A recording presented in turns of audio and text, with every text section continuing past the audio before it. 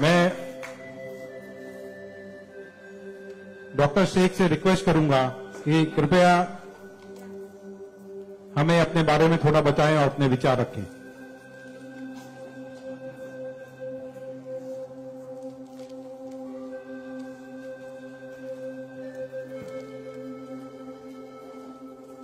सबसे पहले तो मैं अल्लाह रब्बुल इज़्ज़त की बहुत ज़्यादा शुक्रगुजार हूँ कि उसने मुझे इतनी इज्जत दी और इस मकाम तक पहुंचाया कि मैं अपनी लाइफ के जो फैक्ट्स हैं, जो जर्नी में आपके साथ शेयर कर सकूं। मैं बहुत ज्यादा शुक्रगुजार हूं भारत विकास परिषद की प्रेसिडेंट सुनील शाह की, और उससे ज्यादा शुक्रगुजार हूं यहाँ पे हमारे प्यारे डॉक्टर अनिल मुरारका सर की, जिनके सपोर्ट की वजह से हम बहुत सारी जगह पे जाते हैं और लोगों को मोटिवेट करते हैं। और जितना डॉक्टर अनिल मुरारका सर एक डिसेबिलिटी को लेकर जितना कंसर्न्ड है, उतना मैंने किसी को नहीं देखा। तो I really thankful for him for that. 2008 मैंने अपना 10th क्लियर किया था। मैंने टॉप किया था पूरे जोगेश्वरी में विथ 92.15% लेकर, और मेरा ख्वाब था कि मैं डॉक्टर बनूं और लोगों को सर्व करूं।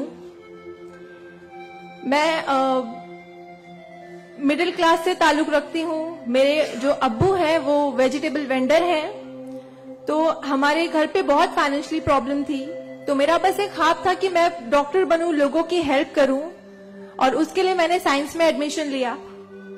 देन 11 साइंस जब मैंने एडमिशन लिया, मेरा कॉलेज बांद्रा में था और मेरा घर जोगेश्वरी में। मैं रोज लोकल ट्रेन से ट्रैवल करती थी Jogeshwari to Bandra. 7 October 2008 that was the day जब मैं कॉलेज से घर वापस आ रही थी। मेरे सेमेस्टर चल रहे थे उस वक्त, और सुबह 10 बजे का वक्त था। 10 बजे आप सब लोग मुंबई से बिलोंग करते हैं, सबको पता है लोकल ट्रेन में बहुत रश आर होता है। वो ट्रेन जब अंधेरी से निकली, मैं अपनी सीट से उठी और मुझे नेक्स्ट स्टेशन मेरा जोगेश्वरी था, मुझे वहां उतरना था। लेकिन मेरे सीट से उठने और स्टेशन के आने तक के बीच में वो एक लम्हा था जिसमें मेरी पूरी जिंदगी बदल गई। मैं जब सीट से उठी, उसके नेक्स्ट मोमेंट मैंने अपने आप को ट्रेन की पटरियों के नीचे पाया, और जब मेरी आंखें खुली तो वही ट्रेन जिसमें मैं ट्रैवल कर रही थी वो मेरी आंखों के ऊपर से बहुत तेजी से गुजर रही थी। एक लम्हे को लगा कि मैं कोई ख्वाब देख रही हूं, लेकिन जब ट्रेन पूरी तरह से मेरे पैरों से गुजर गई, मैं वहां हेल्पलेस थी। और जब बहुत दूर जाके किसी ने चेन रोकी, वो ट्रेन रुकी, और उस ट्रेन को रुकता हुआ देखकर मुझे एहसास हुआ कि मैं कोई ख्वाब नहीं देख रही हूं, मैं सच में ट्रेन से गिर चुकी हूं, और मैंने अपनी दोनों टांगे उस ट्रेन के पहियों के नीचे आ गई है जिसमें मैं ट्रैवल कर रही हूँ। वो पूरी 12 डब्बे की ट्रेन मेरे पहियों से गुजर गई, किसी ने चेन रोकने की हिम्मत नहीं की। और मैं जब वहां गिरी तो लोगों ने मुझे देखा, और 10-15 मिनट बाद काफी लोग आए, मेरे आसपास खड़े हो गए। मेरे पास सेलफोन नहीं था। मैंने अपनी बैग से उस वक्त डायरी निकाली, मैंने लोगों को फरियाद की, बहुत रिक्वेस्ट की, बहुत रोया वहां पर कि मेरे घर पे एक फोन कॉल करके बता दो कि मैं यहाँ पे हेल्पलेस पड़ी हूँ विथ हेवी ब्लीडिंग, मेरे बचने की कोई चांस नहीं है। एटलीस्ट मेरे घर वालों को पता होना चाहिए कि मैं यहाँ पे इस हालत में हूँ, मुझे लावारिस लाश बन के नहीं मरना है। बट उस वक्त मैं यही कहूंगी कि अल्लाह ताला की मसलहत थी। अल्लाह ताला उस वक्त जो मेरी तकदीर में था, किसी ने मेरी हेल्प नहीं की, और मैं वहां पे 30 मिनट ऑलमोस्ट मैं ट्रैक पर विथ हैवी ब्लीड, मेरे दोनों पैर ट्रेन के पहियों के नीचे आ गए थे। मैं उसी हालत में पड़ी रही और मैं कॉन्शियस थी। मैं बस लोगों के सामने रो रही थी कि मुझे कोई पानी पिला दो, कोई घर वालों को कॉल कर दो, लेकिन किसी ने हेल्प नहीं की। And after 30 minute I got railway help. Then मुझे गवर्नमेंट हॉस्पिटल लेकर जाते हैं, वहां पर भी कुछ ओटी स्ट्राइक होता है, मुझे फौरी ट्रीटमेंट नहीं मिलता है। एंड देन मेरा एक्सीडेंट सुबह 11 बजे होता है, और मुझे 6 बजे जब मेरी फैमिली प्राइवेट हॉस्पिटल लेकर जाती है, then I got a treatment. And उसके बाद 16 साल की थी मैं जब मेरे साथ ये एक्सीडेंट हुआ। आप समझ सकते हैं 16 साल की उम्र में 1 मिनट में मेरे 2 पैर कट गए थे, मैं डिसेबल हो गई थी, मैं हेल्पलेस हो गई थी, मैं खुद से उठ नहीं पा रही थी, ना बैठ पा रही थी, ना एक तरफ से दूसरी जगह मूव हो पा रही थी। मैं मेंटली डिसेबल हो गई थी, फिजिकली डिसेबल हो गई थी और फाइनेंशियली कंडीशन भी काफी वीक थी। वो सारी चीजें मेरे दिमाग में चल रही थी और जब लोग मुझे देखने आते थे तो कुछ लोग हमदर्दी में नेगेटिव कमेंट्स भी करते थे कि 16 साल की बच्ची है, 2 पैर खो दिए हैं, सारी जिंदगी माँ बाप के ऊपर बोझ रहेगी, ये जिंदा क्यों है, इससे अच्छा ये मर जाती।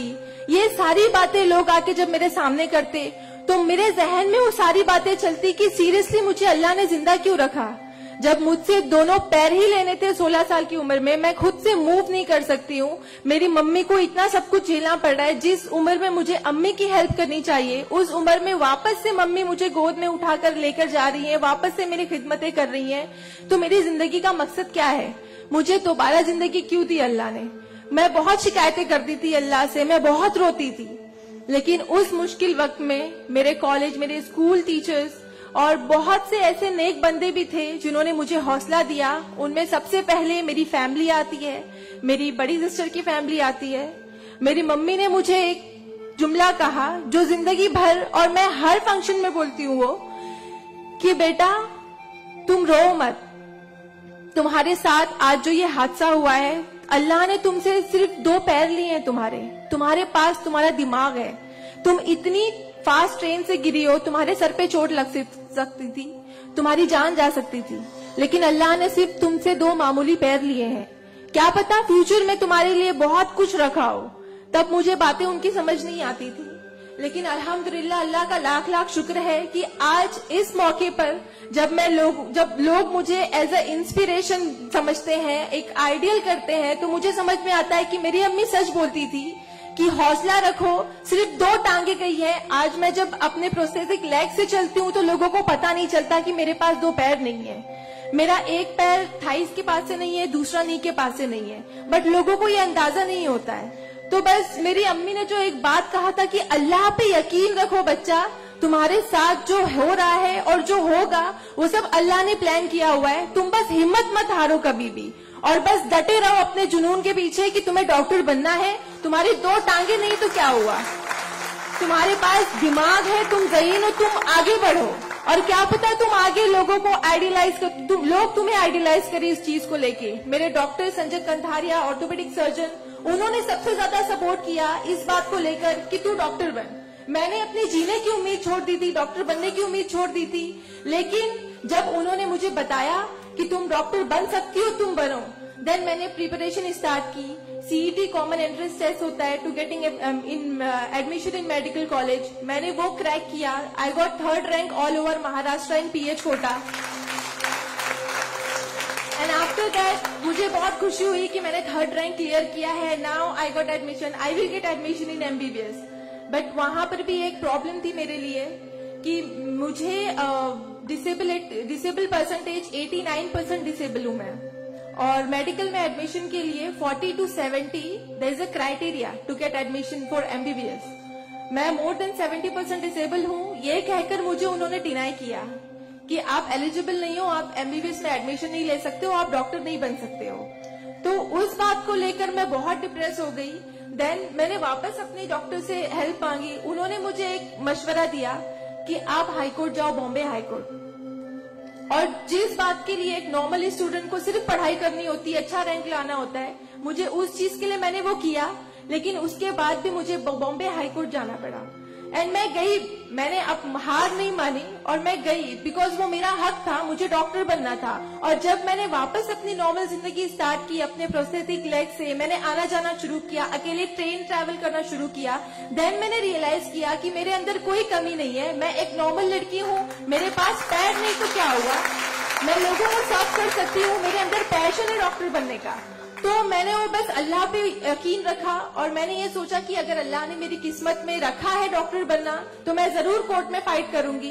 एंड देन मैं बॉम्बे हाई कोर्ट गई इन 2011 और वहां पे मेरा केस मोहित शाह, चीफ जस्टिस मोहित शाह ने देखा, उन्होंने मुझे ऑब्जर्व किया, मेरे प्रीवियस स्टडी रिकॉर्ड्स देखे, वो सारी चीजें देख के, और उन्होंने जब मेरा पैशन देखा डॉक्टर बनने का, सर्व करने का, देन उन्होंने मेरे फेवर में फैसला दिया। एंड 2011 अल्लाह का लाख लाख शुक्र है कि मुझे इंडिया के टॉप मोस्ट कॉलेज में एडमिशन मिला, which is Seth GS medical college and KM hospital.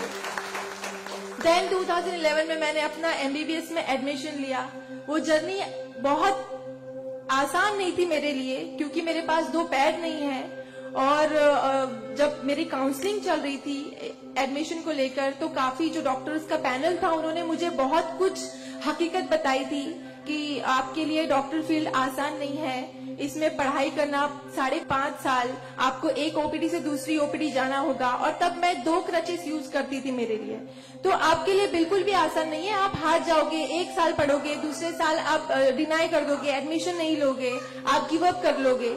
लेकिन बस मैंने दिल में ठान लिया था कि मुझे इन्हें गलत साबित करना है, और मुझे लोगों को प्रूव करके दिखाना है कि एक लड़की जो 89% डिसेबल है, जिसे लोग ये कहकर सुनाते थे कि सारी जिंदगी माँ बाप के ऊपर बोझ पर बनी रहेगी, उन्हें प्रूव करना है कि मैं डॉक्टर बन के लोगों को सर्व कर सकती हूँ। और जो मेरे दूसरे डिसेबल भाई बहन हैं, उन्हें भी शो करना है कि after disability, after accident, post accident जो लाइफ होती है वो आप नॉर्मल गुजार सकते हो अपने हौसले की बनिस्बत। तो मैं बस 5.5 साल मैंने बहुत कोशिश की, बहुत दर्द सहे, लेकिन मैंने अल्हम्दुलिल्लाह 2016 में फर्स्ट क्लास से मैंने अपना एमबीबीएस क्लियर किया। और इस बात को देखते हुए मुझे बहुत खुशी होती है, इस बात को बहुत प्राउड मोमेंट था मेरे लिए कि इन 2016 ऑन वुमेन्स डे 8 मार्च मुझे बॉम्बे हाई कोर्ट में फेलिसिटेट किया गया, जो एक हिस्टोरिक मोमेंट था वहां पर कि आउटसाइड से किसी को उन्होंने फेलिसिटेट किया। देन उसके बाद मुझे काफी कॉल्स आए, एज अ मोटिवेशनल स्पीकर मुझे काफी अवार्ड्स मिले, और तब मैंने सोचा कि मेरी जर्नी सिर्फ एमबीबीएस तक नहीं है, मुझे लोगों को और प्रूव करना है कि 89% डिसेबल होके अगर मैं एमबीबीएस कर सकती हूँ, तो मुझे मेडिकल फील्ड की हायर डिग्री अचीव करनी है, which is MD, medicine in doctor in medicine. Then मैंने उसके लिए भी कॉमन एंट्रेंस टेस्ट दिया, and again I got third rank in all over Maharashtra. और यहाँ पर भी देन अगेन उन्होंने प्रॉब्लम क्रिएट की मेरे लिए।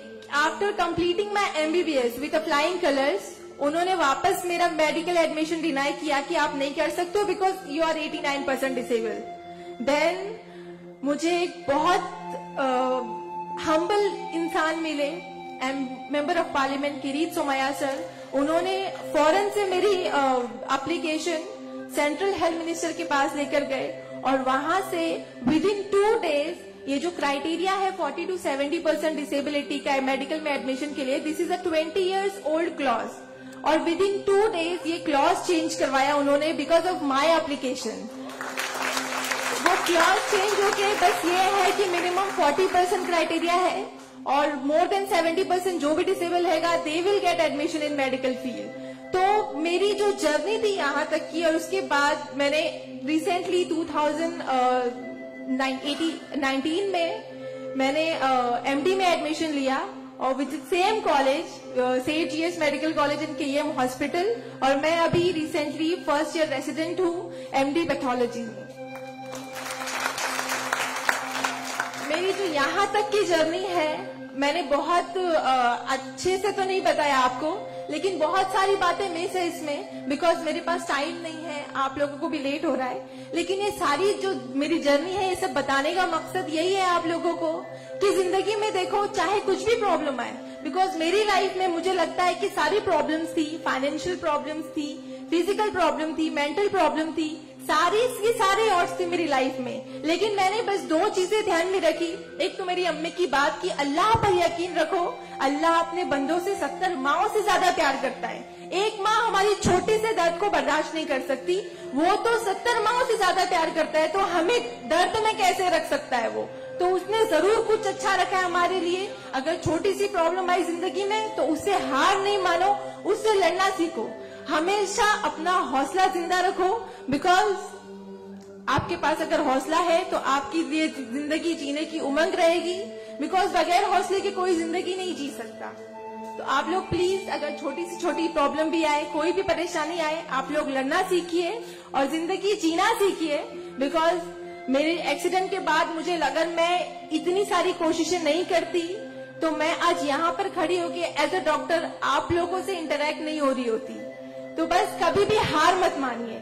और ये एक शेर है आप सबके लिए, हौसले की तुर्कश में कोशिश का वो तीर जिंदा रख।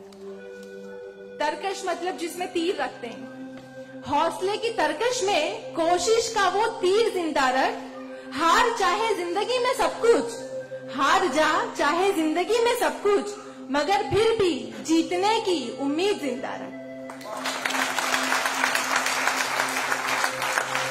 Thank you so much, thank you all of you मुझे इतने अच्छे से सुनने के लिए। और मैं बहुत ज्यादा थैंकफुल हूँ डॉक्टर अनिल सर की और भारत विकास परिषद की कि उन्होंने मुझे इतना सुनहरा मौका दिया आप लोगों से इंटरैक्ट का। Thank you. धन्यवाद।